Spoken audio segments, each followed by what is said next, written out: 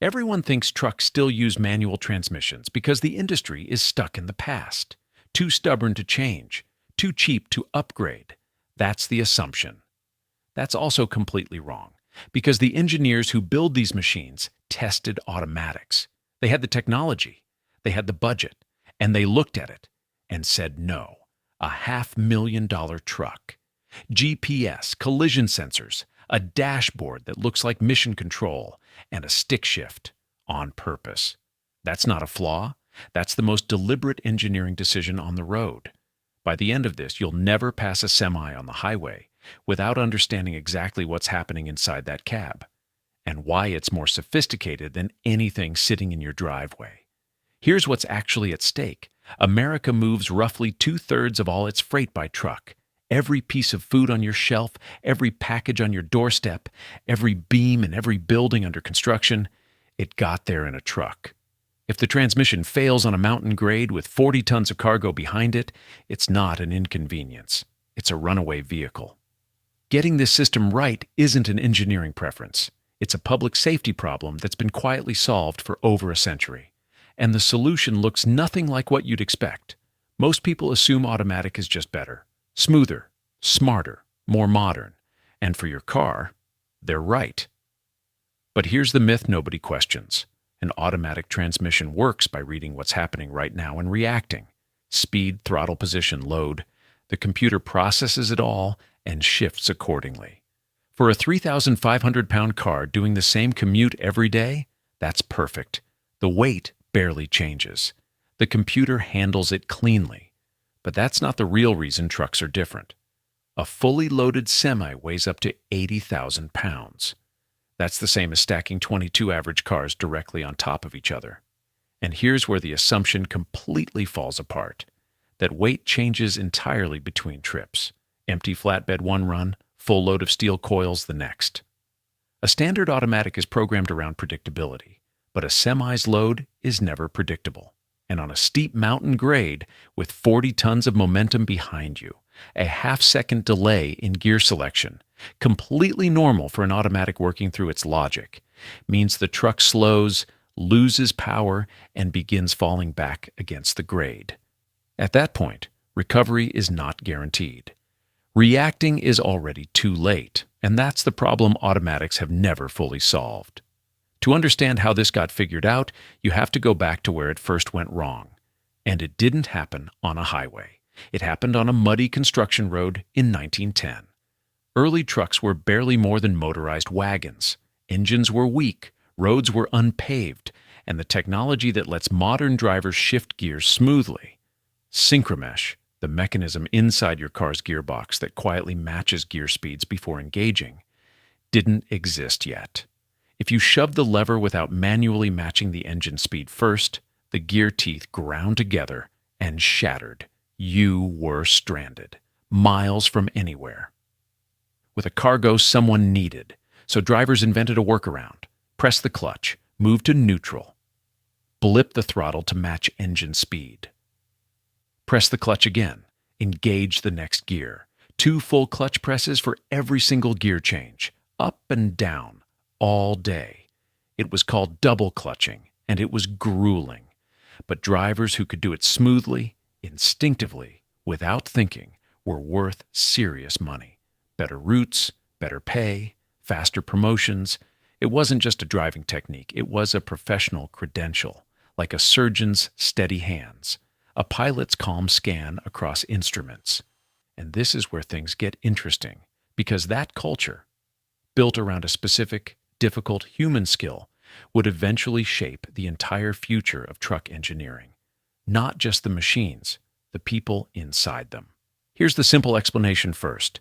A transmission does one thing. It keeps the engine in its power range, a narrow band where the engine actually produces real force.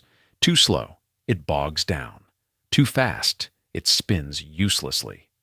The transmission matches engine output to whatever the road demands. Low gear to move a massive load from a dead stop. High gear to cruise efficiently at highway speed. Your car does this with 4, 6, maybe 8 gears. A semi does it with 13 or 18. But here's the twist. It's not just about having more gears. A truck's transmission is actually two gearboxes bolted together and functioning as one unit. The first handles low range, crawling out of a loading dock, inching through a construction site, getting 80,000 pounds moving from a complete stop. The second handles high range, highway speeds, long mountain grades, sustained interstate cruising. One shifter in the driver's hand controls both boxes through what's called a splitter and a range selector. That's how 18 gear combinations come from a single lever. Looks complicated written down. In a professional driver's hands, it runs like sheet music they've played 1,000 times. They're not just picking a number on a dial, they're managing energy, weight, gravity, and momentum simultaneously, in real time. They see the hill coming half a mile ahead, select the right gear now, and carry full power all the way to the top without losing a single RPM. That's not just driving, that's anticipation. And on a 40-ton machine, the gap between anticipating and reacting isn't small, it's everything. Before we go further, if this is the kind of thing that makes you stop and think, hit subscribe and drop a like on this video. And leave a comment below. Do you think the manual transmission should be preserved, or is the AMT just better? Now back to the part nobody talks about. So why not just build smarter automatics? This is where the real myth falls apart completely. There's a critical difference between a true automatic and what modern trucks actually use. A true automatic uses a device called a torque converter, a fluid coupling that transfers engine power smoothly without a clutch pedal. It works beautifully for predictable, consistent loads, but torque converters lose efficiency under variable, heavy loads. They slip. They generate heat. In a machine built to run 500,000 miles before a major overhaul, that slippage compounds into serious cost, in fuel, in wear, in money. The manual gearbox has no fluid coupling, no slippage, direct mechanical connection between engine and wheels. At 80,000 pounds, that directness isn't a preference. It's the only option that doesn't bleed power on every single shift. Engineers learned this the hard way, in early highway tests through the Rockies in the 1950s, when loads got dramatically heavier and the limits of fixed automatic systems became impossible to ignore. Gearboxes grew. Driver skill requirements grew with them. By the 1970s, 13 and 18-speed transmissions were standard equipment on every long-haul rig. The physics demanded it. And that's only half the story. In the early 2000s, engineers brought this idea to production, what's now called an automated manual transmission, or AMT. From the driver's seat, it looks automatic, no clutch pedal, gears change on their own. But underneath it's still the same manual compound gearbox, same two-box system. A computer just operates the clutch and moves the shifter instead of a human hand. And crucially, the driver can override it instantly. That override is the entire point. When the computer guesses wrong, misreading a steep grade, hesitating at low speed in a tight dock, the driver takes over. Human judgment fills exactly the gap where the algorithm hesitates.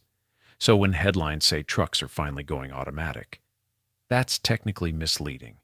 The manual gearbox is still there. The physics haven't changed. The computer is just handling the easy parts.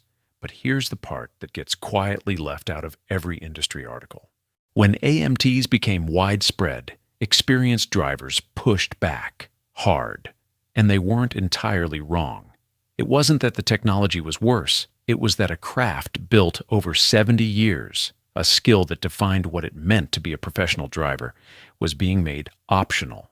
These drivers weren't being stubborn. They were watching something disappear and saying so out loud. That friction slowed widespread AMT adoption by nearly a decade, an entire industry's timeline shaped by professional pride.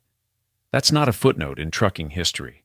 That's a lesson about what happens when engineering stops accounting for the humans running the machines. Today, roughly 80% of new Class 8 trucks ship with AMTs. The driver shortage made it practical, but AMTs add weight, complexity, and significant upfront cost. In extreme cold or high altitude, some systems still fail in situations where a manual gearbox would simply keep turning. And the pool of drivers who can run a traditional manual at a professional level is genuinely shrinking. Not because it was beaten by better technology, because it stopped being taught. Here's the fact almost nobody knows. The fundamental gear ratio logic inside a semi-truck transmission is identical to what controls a locomotive's electric drive motors, a mining truck the size of a two-story building, and the paddle shifters on a Formula One car. Completely different machines, completely different industries, same underlying principle. Match the power source to the load.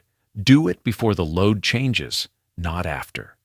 Every massive machine ever built to move something enormous in conditions that never stay the same is still running on the same solution a driver worked out on an unpaved road more than 100 years ago. The 18-speed manual isn't a relic somebody forgot to update. It's a precision instrument built for a problem most engineers never face. Where the margin for error is measured in seconds, the stakes are measured in tons, and the solution has to work every single time. Next time a semi rolls past you on the highway, you're not looking at an industry that fell behind. You're looking at a problem that was so hard to solve, the solution hasn't needed to change in a century. That's not stubbornness. That's engineering done exactly right.